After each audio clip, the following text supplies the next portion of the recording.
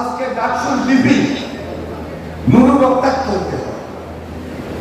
নুরুর উপর আঘাত কেড়ে করেছে, এটা খুঁজে বের করতে হবে। এটা আরেকটা ষড়যন্ত্র। এই ষড়যন্ত্র বাংলাদেশের বিরুদ্ধে, এই ষড়যন্ত্র বাংলাদেশের স্বাধীনতা সার্বভৌমত্বের বিরুদ্ধে। এই ষড়যন্ত্র সামনে যে ফেব্রুয়ারিতে নির্বাচন হওয়ার কথা, এই নির্বাচনের বিরুদ্ধে।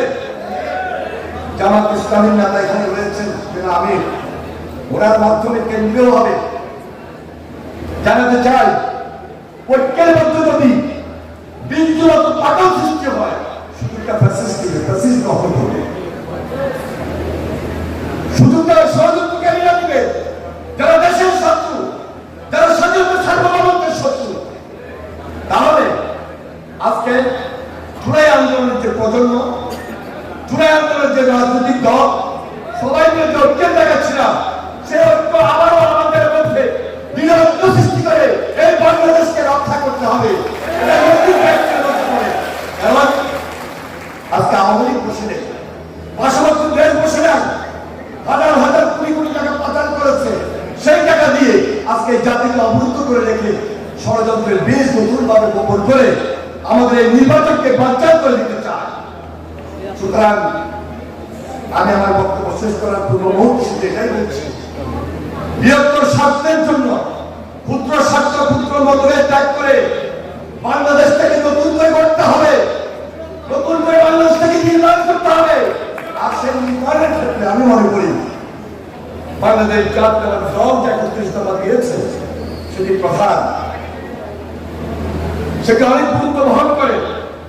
এবং সে ৩১ দফার মধ্যে তারেক রহমান লিখেছেন, বলেছেন যে আমরা বাংলাদেশ জাতীয়তাবাদী দল এক ব্যক্তির শাসনে থাকবো না, এক কেন্দ্রীয় শাসনে থাকবো না, আমরা সবাই মিলে জাতীয় ঐক্যমতের সরকার গঠন করতে চাই।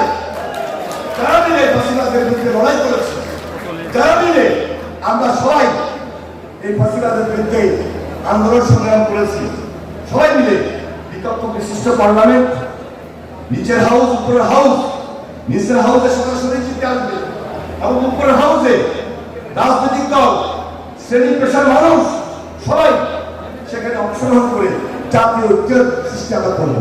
সুতরাং ৩১ দফা অনেক গুরুত্বপূর্ণ।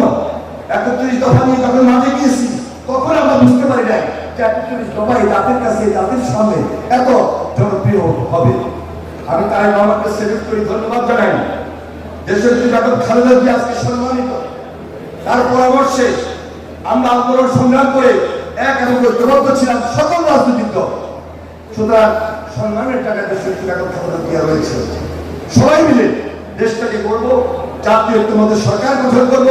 এবং আজকে হাউস যারা রয়েছে, যারা উপস্থিত হয়েছে, এখন থেকে সাধারণ নেতা কর্মীদের, সাধারণ মানুষকে সম্মানের জায়গায় রেখে, সমীহ পর্যায়ে রেখে আগামী দিনে তাদের শেষ প্রতীকটাকে আগামী দিনে